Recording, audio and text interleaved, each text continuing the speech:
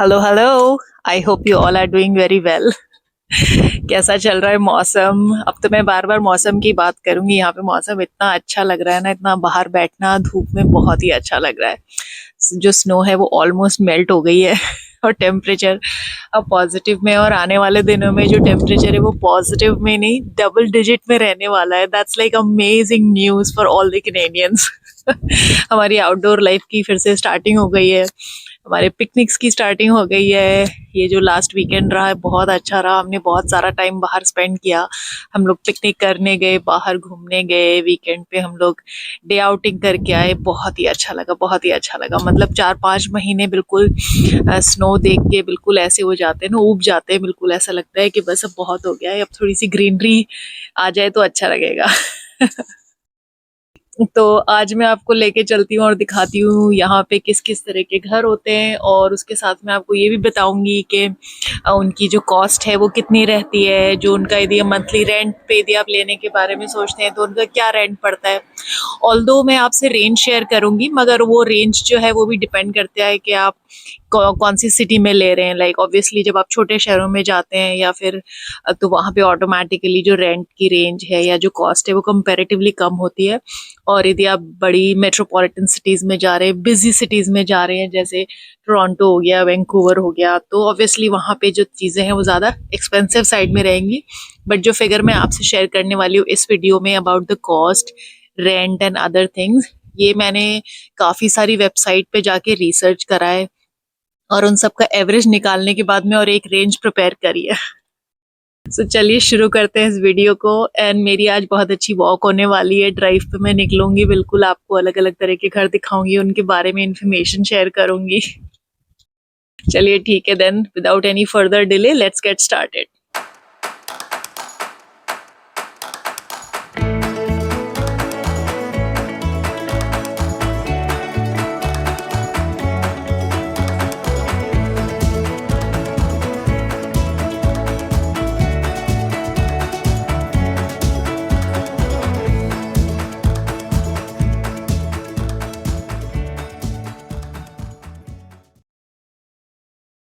तो ये तो देखिए, जो सबसे पहला घर मैं आपको दिखा रही हूँ इसको हम कहते हैं यहाँ पे सिंगल फैमिली होम, या फिर इसको कई बार डिटैच्ड होम भी कहा जाता है।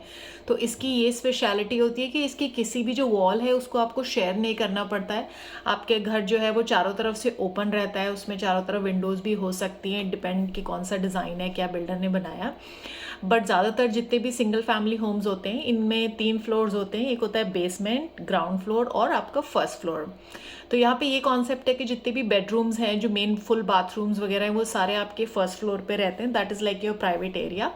और ग्राउंड फ्लोर पे रहेगा आपका kitchen, dining area, living space, और काफ़ी सारे घरों में एक छोटा सा ऑफिस भी बना हुआ ही रहता है ग्राउंड फ्लोर पे या फिर फर्स्ट फ्लोर पे। इट डिपेंड्स कि किस तरीके की डिज़ाइन है।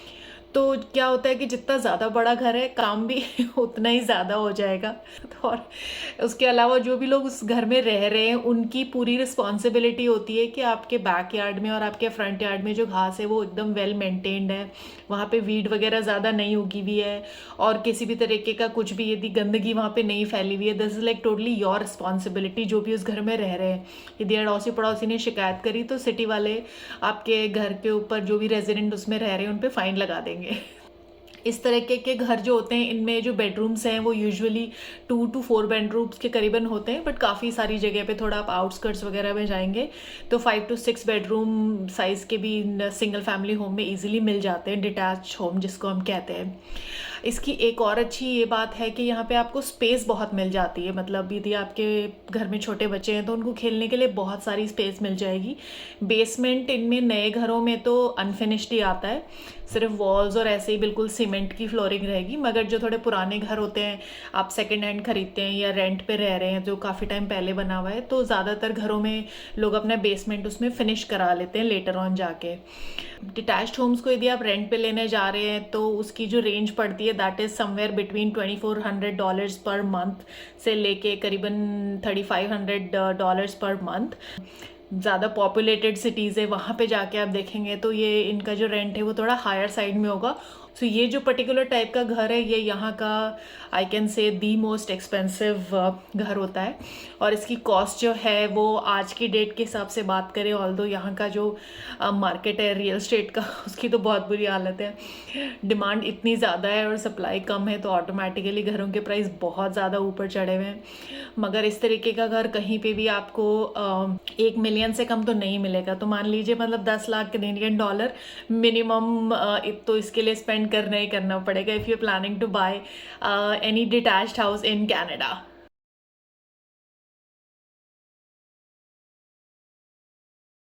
अगला जो कैटेगरी जो मैं आपको दिखा रही हूँ इसको हम कहते हैं बंगलो। इसमें और जो डिटैच्ड हाउस है उसमें बहुत ज़्यादा डिफरेंस नहीं होता है।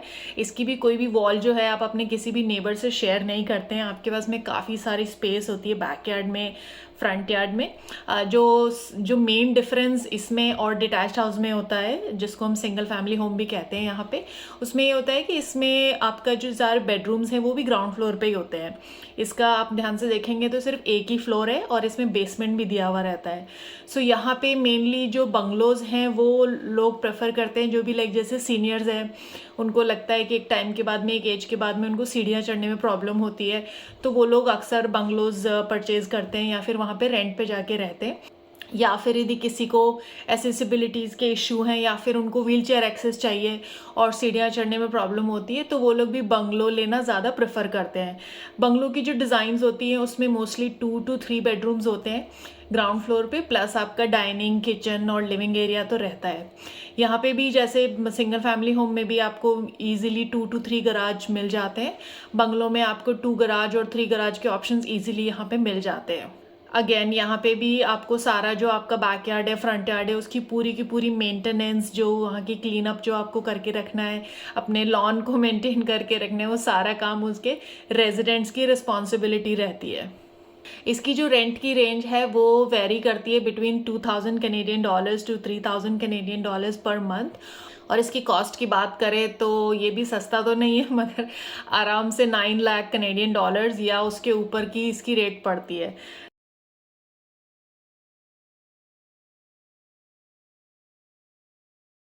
चलिए, तो अब बात करते हैं हमारी अगली कैटेगरी की आज की। तो अलग जो अपने नेक्स्ट टाइप का है जो मैं आपको घर दिखा रही हूँ, इसको हम कहते हैं यहाँ पे टाउन होम या फिर टाउन हाउस। इनको रो हाउसेस भी कहा जाता है काफ़ी सारी जगह। This is like the most common property जो कि यूजुअली जब लोग बाहर से आते हैं फैमिली के साथ में, और छोटे बच्चे भी होते हैं और उनको ज़्यादा स्पेस चाहिए होती है, मगर एट द सेम टाइम उनको लगता है कि बहुत ज़्यादा एक्सपेंसिव साइड पे नहीं जाना है, तो वो लोग टाउन होम्स प्रेफर करते हैं रेंट करना। और even when you purchasing, usually लोग बाग पहले टाउन होम खरीदते हैं जाके। तो टाउन होम में ये होता है कि यदि आपकी कॉर्नर यूनिट है तो देर आर चांसेस कि आपको डबल गराज मिल जाए, जैसे कई कई यूनिट्स में ऐसा ऑप्शन होता है, मगर ज़्यादातर टाउन होम्स में आपको सिंगल गराज मिलता है। और इनका जो डिज़ाइन होता है वो मेनली ऐसे जैसे तो ट्रेन का जैसे लंबा सा डब्बा होता है, कुछ उस तरीके का होता है कि जब आप एंटर हो रहे हैं तो इनके जो प्लॉट साइज़ वगैरह भी होते हैं उनकी विड्थ कंपैरेटिवली कम होती है और लेंथ जो होती है वो ज़्यादा होती है। टाउन होम्स में भी बैक यार्ड में काफ़ी स्पेस होता है, फ्रंट यार्ड में काफ़ी स्पेस होता है। कई बार ड्राइववे जो है वो शेयर्ड होता है आपके नेबर के साथ में, और अगेन जो भी रेजिडेंट्स उसमें रह रहे हैं उन्हीं की रिस्पॉन्सिबिलिटी होती है पूरा आपके गार्डन को क्लीन करना, और फ्रंट यार्ड में यदि ड्राइववे पे स्नो पड़ी है उसको क्लीन करना। इसमें कंपैरेटिवली यूटिलिटीज़ के जो बिल हैं, जो आपका हाइड्रो के मतलब बिजली के बिल और पानी के और गैस के, इन सब के कंपैरेटिवली कम आते हैं। और जितने भी टाउन होम्स होते हैं उनका जो बेसमेंट होता है वो हमेशा फिनिश्ड होता है, मतलब जब बिल्डर हैंडओवर करते हैं घर को बना के तो वो फिनिश्ड बेसमेंट के साथ ही करते हैं।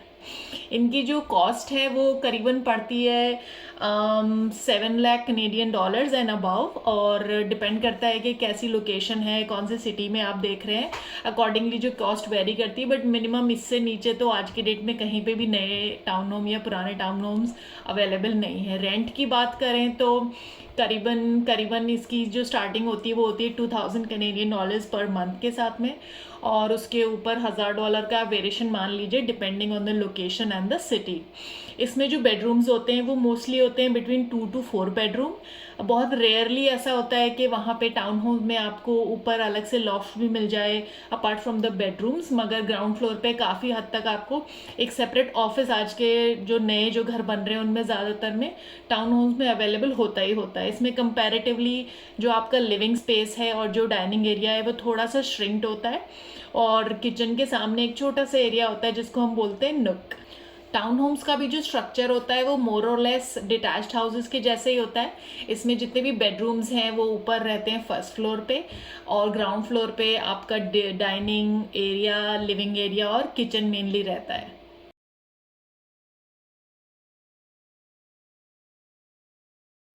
आजकल क्या हो गया है कि ज़्यादातर जो घर है उनमें स्पेस कम होती जा रही है और उनके प्राइस जो है वो बढ़ते जा रहे हैं। तो आजकल काफ़ी तरीके के नए टाउन होम्स भी आ रहे हैं जिनको एग्जीक्यूटिव टाउन होम्स कहा जाता है। ये they are like build on 3 floors like above the ground. तो ग्राउंड फ्लोर पे बेसिकली गराज और एक छोटा सा एरिया आपको स्टोरेज और लिविंग एरिया बनता है। उसके ऊपर आपका डाइनिंग एरिया, किचन और एक बेडरूम या एक ऑफिस रहेगा, और उसके ऊपर जो आपके बाकी के बेडरूम्स है वो थर्ड फ्लोर पे चले जाएंगे। इन जगहों पे इस तरीके के जो टाउन होम्स हैं उनमें कई बार बेसमेंट होता है और कई बार नहीं भी होता है।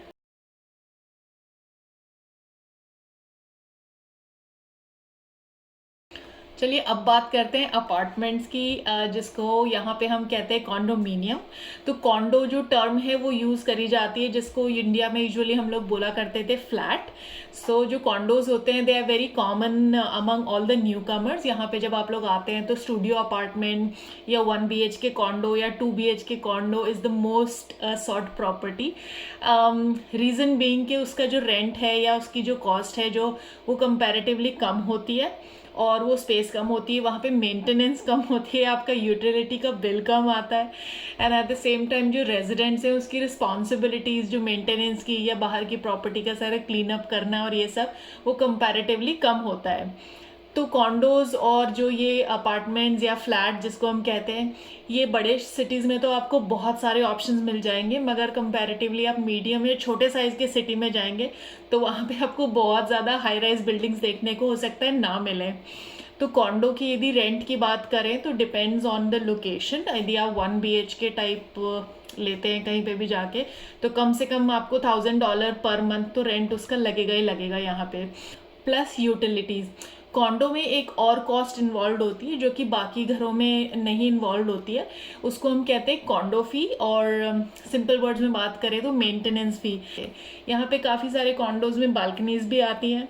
पार्किंग का बहुत बड़ा इशू है यहाँ पे। यदि आप बहुत ही डाउनटाउन साइड में जा रहे हैं, सिटी एरिया में जा रहे हैं, तो हो सकता है बेसमेंट में पार्किंग हो उस पर्टिकुलर कॉन्डो के नीचे, लिमिटेड पार्किंग ही मिलेगी, और हो सकता है कि पार्किंग ना भी हो।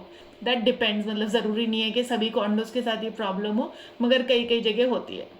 आज की रेट में बात करें तो यदि आप जा रहे हैं मार्केट में कॉन्डो परचेज करने तो उसकी जो स्टार्टिंग रेंज है जो प्राइस की, that is somewhere around 4 lakh Canadian dollars. उससे कम में तो आपको कॉन्डोज नहीं मिलेंगे। हाँ, उसके ऊपर ये रेंज ज़रूर जा सकती है depending on the location and the city. तो घूमते घुमाते और आपको घर दिखाते हुए हम लोग पहुंच गए हैं कॉस्को। कॉस्को में आए बिना हमारी जो वीकली ग्रोसरी शॉपिंग है वो बिल्कुल अधूरी है, और मुझे कॉस्को की पार्किंग बहुत ज्यादा अच्छी लगती है। बहुत ही खुली खुली पार्किंग है, बिल्कुल फ्री ऑफ कॉस्ट। यहाँ पार्क करने में अलग ही मजा आता है गाड़ी को। What? Before we go, please write down your thoughts in the comment section below. And please like and subscribe on today's video. I'll see you soon. Bye.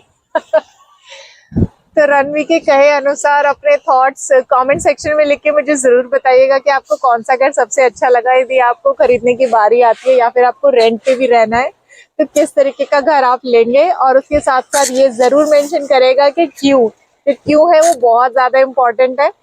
मैं जल्दी आपसे मिलती हूँ अपने नेक्स्ट वीडियो में। तब तक के लिए you take good care of yourself. Bye.